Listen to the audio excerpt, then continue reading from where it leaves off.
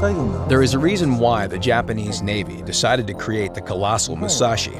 The production and industrial potential of Japan fell far behind that of the United States, and they understood well that they had no chance of winning a naval arms race going face-to-face with their rivals. To compensate for this gap, Japan sought a venturous plan to compensate lack of quantity with quality. Their plan was to develop superior technology, to construct a battleship wielding guns with a caliber of 46 centimeters, a size never before seen in history.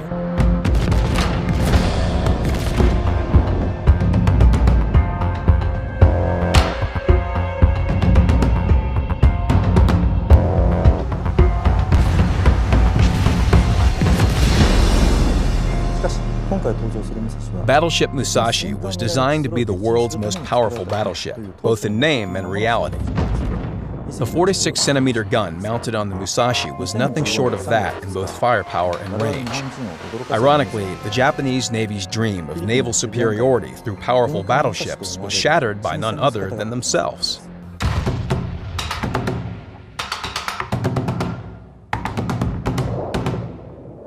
In 1944, Musashi underwent modification to install more anti-aircraft armaments.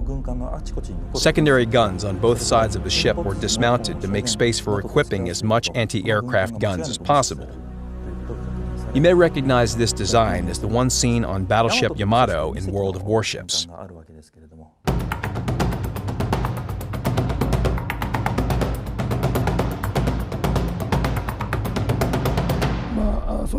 I joined the Navy back in 1942. Back then, everyone was expected to enroll in the military around the age of 20 and take part in the war. When I joined the Navy, I've heard rumors that the Japanese Navy had a colossal battleship in their disposition. Those even in the United States had not owned. Those colossuses was indeed rumors about the Yamato and Musashi. I was the only one of the graduates to be designated to the Musashi. And my assigned destination was to be a top secret. I was forbidden to inform any of my colleagues, nor my families. I've kept my silence and boarded my transport on Yokosuka to sail to the Truck Island.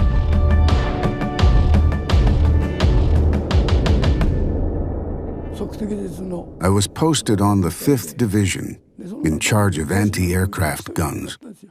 My duty was to assist the commander in directing the anti-aircraft armaments placed on the starboard side of the bridge. I learned to operate the range during my training, so I was appointed to this important role, even in my young age.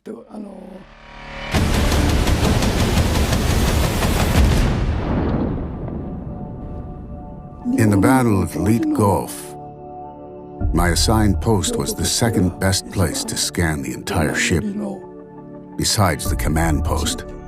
But since I was in the dead center of the bridge, it felt as if all the enemy's attacks were heading towards me. It was utterly terrifying.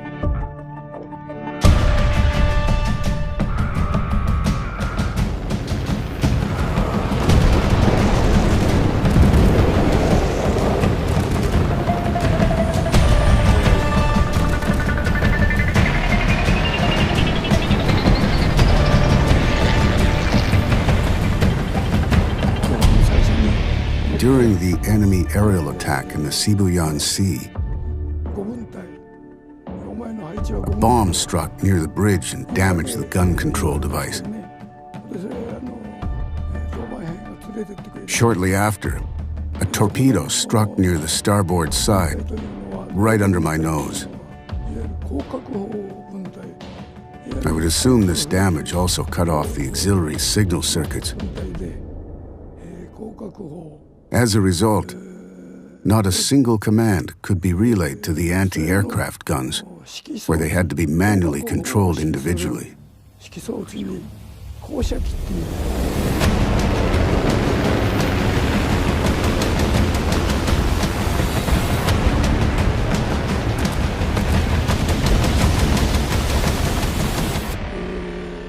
Until the afternoon, the Musashi was hit with 5 aerial raids in total. The first waves of incoming enemies were few, but I could feel the enemy focusing their fire on the Musashi as her damage began to stand out.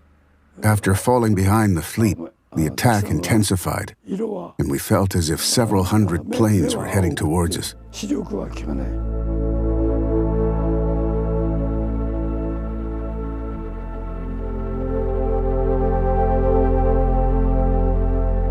After being hit with the fifth raid, Musashi's portside bow was dipping in and out towards the water. The slope gradually became steeper, and stern side of the ship was starting to rise.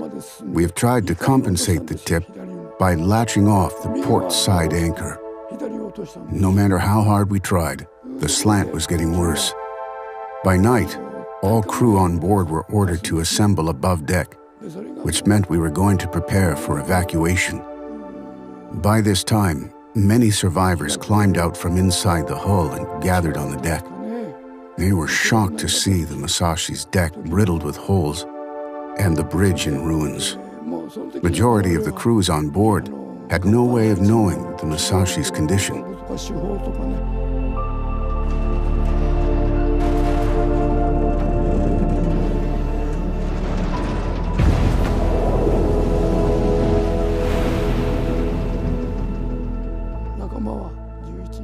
My senior officer, carrying a frightened young soldier, was the first to take the jump. Everyone else followed his lead. I was lucky enough to land on the water, but many of my comrades were not so fortunate.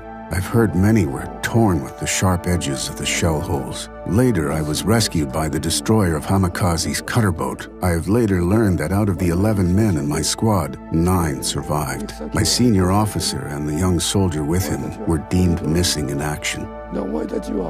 行けばすぐもう秘密が